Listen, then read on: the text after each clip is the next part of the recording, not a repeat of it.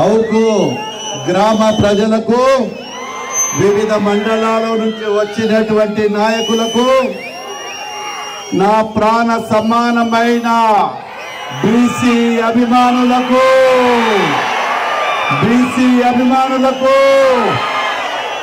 Power star Pawan Kalyan అభిమానులకు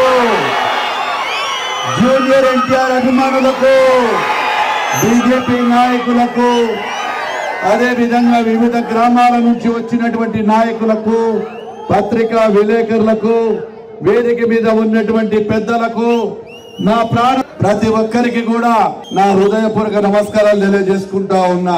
ఈ రోజు మే 13వ తారీఖున జరుగుతున్నటువంటి ఎన్నికల సందర్భంగా గ్రామానికి వచ్చినప్పుడు స్వాగతం పలికిన ప్రతి ఒక్కరికి పేరు పేరున నా హృదయపూర్వక నమస్కారాలు తెలియజేసుకుంటా ఉన్నా. ఇది ఒక చరిత్ర. అవుకు ఇక్కడ ఒక చరిత్ర రాయబోతున్నారు. అవుకు గ్రామ ప్రజలందరూ మీ ఓటు అనేటువంటి హక్కుతో ఎన్నో రోజుల నుంచి కూడా ఎదురు చూస్తున్నటువంటి ఎన్నికలు రాబోతున్నాయి. కాబట్టి మీరందరూ కూడా ఒక్కసారి ఆలోచన చేయండి. గతంలో 2014 నుంచి 19 వరకు నేను శాసనసభ్యుడిగా ఉన్నా. నేను 19 నుంచి 24 వరకు ఇప్పుడున్న శాసనసభ్యుడు అసమర్థ ఎమ్మెల్యే ఏం చేశాడో ఈ రోజు చెప్పాల్సిన బాధ్యత ఉంది. ఈ రోజు వాళ్ళు గొప్పగా చెప్తా ఉన్నారు. వైఎస్ఆర్ పార్టీ నాయకుడు శాసనసభ్యుడు కాటసాని రామిరెడ్డి ఇక్కడ వారికి ఎందుకు ఈ గ్రామాల మీద అవుకు మీద ఇంత కక్ష సాధింపు? మీకు ఎందుకు అవుకు ప్రజలంటే అంత చిన్న చూపు? ఏమి చూసి నువ్వు ఈ రోజు మీ నాయకులందరూ కూడా రౌడీ దానికి పాల్పడతా ఉన్నారు? ఒకసారి ఆలోచన చేసుకోవాలా. స్థానికంగా ఉన్నటువంటి రౌడీ నాయకుడు ఒక కులానికి సంబంధించిన వ్యక్తుడు, ఒక రౌడీ సీటర్ ఇంట్లో అమ్ముకుంటున్నాడు. అదే విధంగా స్థలాలు కబ్జాలు పెడుతున్నారు. పేపర్లో కూడా కాదు, స్వతహాగా వచ్చి వాళ్ళు కూడా చెప్పుకోవడం జరుగుతూ ఉంది. అటువంటి పరిపాలన కావాలన్నా, ప్రజా పరిపాలన, చంద్రబాబు గారి పరిపాలన కావాలన్నా ప్రజలు ఆలోచన చేసుకోవాలి. తెలుగుదేశం ప్రభుత్వం అధికారంలో ఉన్నప్పుడు ఏ విధంగా ప్రజాస్వామ్యంలో శాంతి భద్రతలు ఉండవో ఒక్కసారి ఆలోచన చేసుకోండి. ఈ రోజు జగన్మోహన్ రెడ్డి ఒక్కటే ఒక్క ఛాన్స్ అనే పేరుతో అధికారంలోకి వచ్చి ఈ రోజు వచ్చిన తర్వాత ఈ యొక్క నవరత్నాల పేరుతో నవమోసాలు చేసినటువంటి నాయకుడు ఈ జగన్మోహన్ రెడ్డి. అదే విధంగా ఆ రోజు అమ్మఒడి చెప్పాడు. అమ్మఒడి చెప్పినప్పుడు ఇద్దరికి అని చెప్పి ఒక్కరికే ఇవ్వడం జరిగింది. వారికి కూడా 2000 రూపాయలు కూతబెట్టి పసిపిల్లల దగ్గర కూడా ఈ రోజు 2000 రూపాయలు కమిషన్ తీసుకోవడం జరిగింది. ఆ రోజు విద్యుత్ బిల్లులు పెంచనన్నాడు. అదే విధంగా ఆర్టీసీ ఛార్జీలు పెంచనన్నాడు. డీజిల్ ఛార్జీలు కూడా పెంచనని చెప్పి ఈ రోజు ప్రజల మధ్యన భారం మోపాడు. మద్యం నిషేధిస్తానన్నాడు. రైతులకు గిట్టుబాటు ధర అన్నాడు. ప్రతి ఒక్కరికి కూడా న్యాయం చేస్తానని చెప్పి అధికారంలోకి వచ్చిన తర్వాత ఈ రోజు ప్రజలందరినీ కూడా మోసం చేయడం జరుగుతూ ఉంది. మీరుండగా నా ఆరోగ్యమంది బ్రహ్మాండంగా ఉంటుంది. మీ కళ్ళల్లో పెట్టుకొని చూస్తుంటే నాకు ఏ భయమే ఉండదు. ప్రభుత్వం ఈ రోజు అన్ని అవకతవకలకు పాడి ఈ రోజు సంక్షేమం పేరు పెట్టి మోసం చేస్తూ కొన్ని వర్గాల ప్రజలకు కాకుండా అన్ని వర్గాల ప్రజలకు కూడా మోసం చేయడం జరిగింది. ఈ రోజు సంక్షేమ పథకం చెప్పారు. ఈ రోజు ఎక్కడో కొన్ని కులాలకు మాత్రం వేస్తూ వారికి కూడా చాలా తక్కువగా పర్సెంటేజ్ చేయడం జరుగుతూ ఉంది. ఆ రోజు ఏం చెప్పారు మీరు? అన్ని వర్గాల ప్రజలకు చేస్తామన్నారు. ఎస్సీ కార్పొరేషన్, బీసీ కార్పొరేషన్, కాపు కార్పొరేషన్, ఏమైనాయా కార్పొరేషన్లు? మైనార్టీ సోదరులకు చెప్పినారు. मेरा माइनॉरिटी भैया आप देख बार देख लेना पड़ता, क्या समझ में कट गया कि तुम्हें कहां से आ गया था? 217 से तुम्हें कब तक खोलता? अब अभी भी मैं आऊं घूमे जब अच्छा दिखा सो जनार्दन रेड्डी अब अच्छा दिखा नहीं. अब एक शैतान फिरता है पूरा गांव में. शैतान किधर बैठता कि भी नहीं मालूम होता है. आप देखना पड़ता कौन आया था अच्छा पड़ता माइनॉरिटी के लिए. అన్ని వర్గాల వాళ్ళు కూడా చూడాలి ఎవరు వస్తే న్యాయం జరుగుతుంది. ఈడ చాలా మంది కాపులు ఉన్నారు, వైశ్యులు ఉన్నారు, ఎస్సీలు ఉన్నారు, ఎస్టీలు ఉన్నారు. ఈ రోజు అన్ని వర్గాల ప్రజలను కూడా ఈ ఊర్లో మోసం చేస్తా ఉంది. ఆఖరికి ఇళ్ల పట్టాల పేరుతో, భూముల పేరుతో తీసుకొని లక్షల రూపాయలు కమిషన్లు తీసుకొని వారికి కావాల్సిన వారికి ఇచ్చి ప్రజలు మోసం చేస్తున్నటువంటి నాయకులు మీకు కావాలనా? ప్రజాస్వామ్యంలో అందరికీ న్యాయం చేసే నాయకుడు కావాలనా? ఈ రోజు డబ్బులకు అమ్మడపోయి ఈ రోజు దౌర్జన్యాలు చేసి అన్ని వర్గాల ప్రజలను కూడా మోసం చేస్తా ఉన్నారు. ఈ రోజు మా సోదరి మనల్ని అడుగుతా ఉన్నా 45 ఏళ్లకే పింఛన్ అని చెప్పారు. ఎంతమందికి 45 ఏళ్ల పింఛన్ వచ్చిందో ఒక్కసారి ఆలోచన చేసుకోండి. ఆ రోజు సంక్షేమ పథకాలు అభివృద్ధి సమానంగా పంచినటువంటి వ్యక్తి చంద్రబాబు నాయుడు. అటు అభివృద్ధి ఇటు సంక్షేమం. ఆ రోజు రంజాన్ తోఫా ఉండేది, సంక్రాంతి కానుక ఉండేది, క్రిస్మస్ కానుక ఉండేది. పేదల పట్టుకొడిపై అది కూడా తీసేశాడు. పిల్లలకు అన్యాయం చేశాడు. రైతులకు రైతు రథాలు లేకుండా చేశాడు. ఇన్పుట్ సబ్సిడీ కూడా రైతులకు రాకుండా గిట్టుబాటు ధర అని చెప్పి అధికారంలోకి వచ్చిన ఆయన ఇక్కడ పోయారు. ఇక్కడే కొంతమంది నాయకులు చెప్పారు గతంలో ఈ ఊరిని అభివృద్ధి చేస్తాం, అవుకును సుందరవనంగా చేస్తాం. ఏమైంది సుందరవనము? రామిరెడ్డి నా నీకు ఛాలెంజ్ చేస్తా. ఎస్సీ కాలనీ, బీసీ కాలనీ, ఏ కాలనీకి వచ్చినా నువ్వు చేసిన రోడ్డు ఏమైనా ఉందా ఛాలెంజ్ చేస్తా. ఆ రోజు మోసం మాటలతో అధికారంలోకి వచ్చావు. ఈ రోజు ఏం చేస్తా ఉన్నావు? ఈ రోజు బెదిరింపులకు దిగుతా ఉన్నావు. ఒక్కొక్క నాయకుడు ఒక్కొక్క మాట్లాడుతూ ఉన్నారు. అవుకులో ఏం జరగబోతా ఉంది? చాలా మంది నాయకులు కూడా గతంలో నేను అందరినీ గౌరవించాను, ప్రతి వ్యక్తిని గౌరవించాను. ఈ రోజు మీరు గౌరవం చేసి మీరే కుటుంబాలలో చిచ్చు పెట్టి మీరే కుటుంబాలలో ఎగదోసి సర్వనాశం చేస్తున్న వ్యక్తులు ఎవరో చూడాలి, ఆలోచన చేసుకోవాలి. ప్రజలు ఎవరికి ఎవరు బాధ్యులు? ఈ రోజు మీ స్వార్థ రాజకీయాల కోసం ఏం చేస్తున్నారో ప్రజలు ఆలోచన చేసుకోండి. ఏది ఏమైనా ఒక్కటే చెప్తా ఉన్నా, ఇక్కడ తెలుగుదేశం ప్రభుత్వం రేపు తెలుగుదేశం జెండా అవుకులో రేపరేపలాడుతుంది. అత్యధిక మెజార్టీ ఇస్తారు. అవుకు గ్రామాన్ని నా గుండెల్లో పెట్టుకొని కాపాడుకుంటా, నా కార్యకర్తల కోసం ప్రాణాలైనా ఇస్తా. దమ్ముంటే చెయ్యి, ఎవరు చెప్పు, ఎవరైనా సరే భయపడేదే లేదు.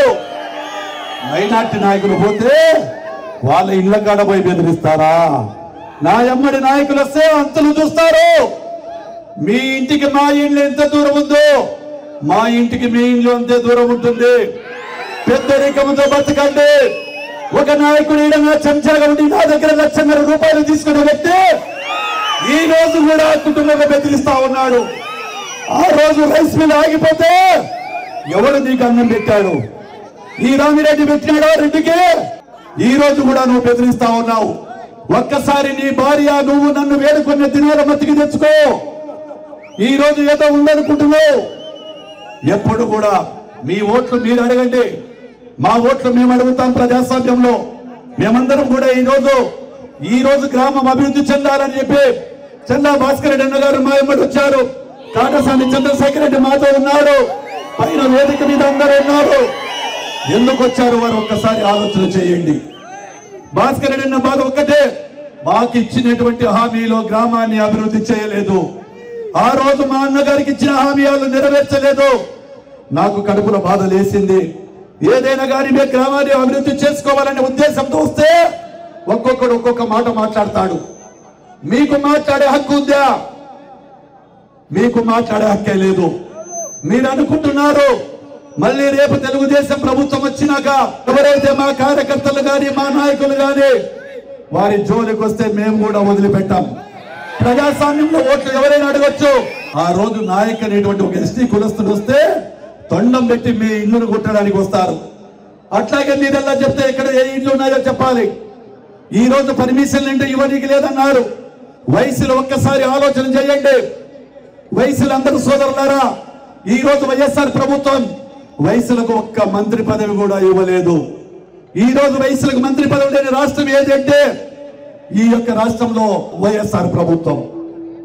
ఈ రోజు కాపు కార్పొరేషన్ కు కాపులకు వృద్ధి చేసి కోట్లాది రూపాయలు డబ్బులు ఇచ్చే కాపులకు ఆ రోజు సహాయం చేసిందే తెలుగుదేశం ప్రభుత్వం.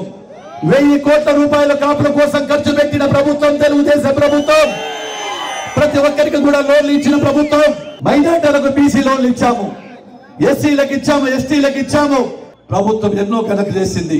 రేపు మన ప్రభుత్వం తెలుగుదేశం పార్టీ అధికారంలోకి వస్తే ప్రతి ఇంటికి కూడా 3 సిలిండర్లు ఉచితంగా ఇవ్వడం జరుగుతుంది. అదే విధంగా మా సోదరి మనులందరికీ ఆర్టీసీ బస్సుల ఛార్జీలు ఉచితం.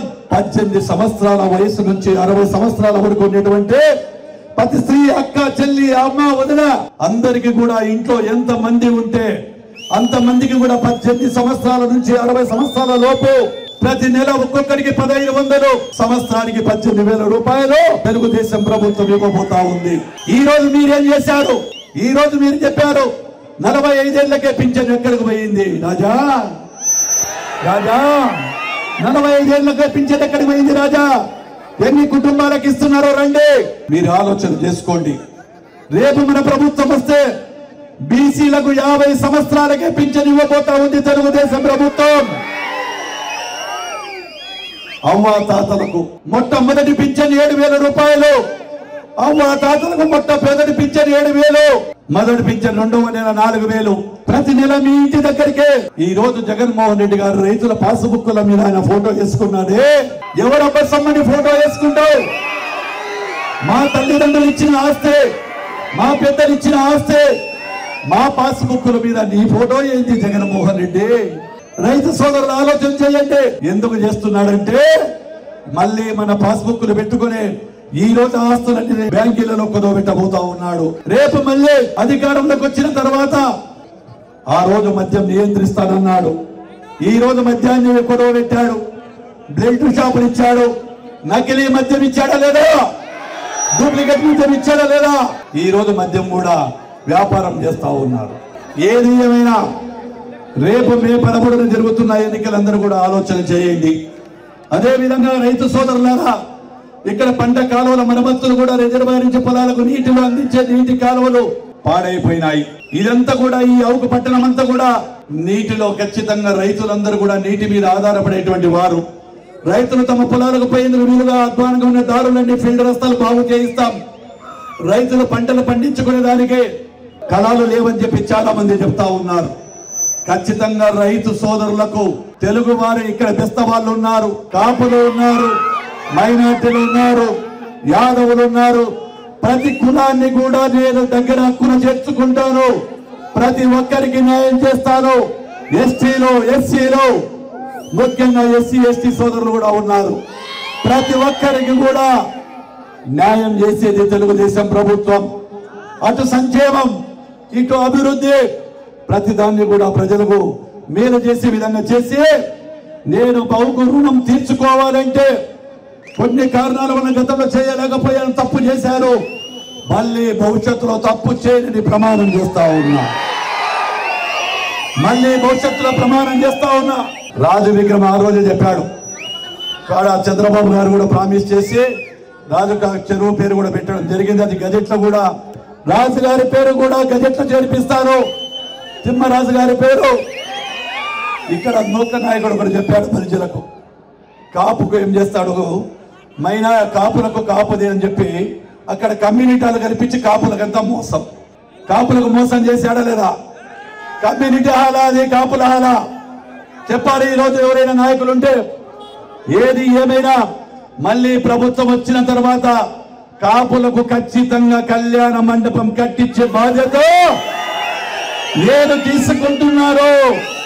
వాళ్ళ మాదిరిగా డూప్లికేట్ మాటలు కాదు, కమ్యూనిటీ హాల్ కాదు, కమ్యూనిటీ హాల్ కాదు. కాపులకు, అదే విధంగా మైనార్టీలకు ఒక సాధి కాదా?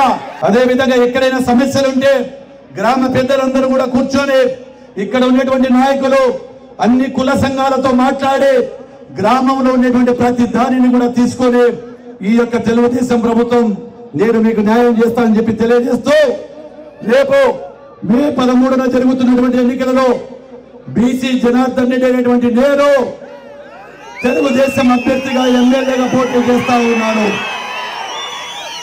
అదే విధంగా పార్లమెంట్ అభ్యర్థిగా బైరెడ్డి శబరి గారు పోటీ చేస్తా ఉన్నారు. మీ 2 ఓట్లు అమూల్యమైన ఓట్లు తెలుగుదేశం పార్టీకి అత్యధిక మెజార్టీతో అవుకు గ్రామాల ప్రజలందరూ కూడా వేయాలని కోరుకుంటూ, ఎంతమందికి ఇళ్ల పట్టాలు లేవో ఇళ్ల పట్టాలు లేని పేద ప్రజలకు నేను ప్రమాణం చేసి చెప్తా ఉన్నాను, డబ్బులకు అమ్మము, కమిషన్లు తీసుకోము. ఈడ నాయకుడు కూడా తీసుకున్నాడు 400 పట్టాలకు, ఇచ్చింది 130 పట్టాలే. డబ్బులు ఎక్కడికి పోయినాయి రాజా? ఎక్కడ పెట్టినావు రాజా? ప్రజలు ఆ రాజాను తిరిగి తిరిగి తిరిగి తిరిగి తరిమి తరిమి కొట్టే కాలం వస్తుంది. మన ప్రభుత్వం వచ్చిన తర్వాత ఎవరికైతే అన్ని కులాల వారికి ఇళ్ల పట్టాలు లేవో తెలుగుదేశం మేనిఫెస్టోలో కూడా పెట్టడం జరిగింది. పట్టాలు ఇచ్చి 2 సెక్టార్ల పట్టాలు ఇల్లు కట్టించే బాధ్యత తీసుకుంటామని తెలియజేస్తూ రేపు డబ్బులో జరిగే ఎన్నికలలో తెలుగుదేశం పార్టీ అయిన నాకు శబరి గారికి సెలవుకు ఓటేసి గెలిపిస్తారని కోరుకుంటూ మీ దగ్గర సెలవు తీసుకుంటున్నాను. జై హింద్, జై తెలుగుదేశం, జై చంద్రబాబు, జై లోకేష్. ఈవీఎం బ్యాలెట్ బాక్స్ లో 4వ నంబర్ పై ఉన్న సైకిల్ గుర్తుపై మీ అమూల్యమైన ఓటు ముద్రను వేసి టీడీపీ ఎమ్మెల్యే అభ్యర్థి బీసీ జనార్దన్ రెడ్డి గారిని అత్యధిక మెజారిటీతో గెలిపించ ప్రార్థన.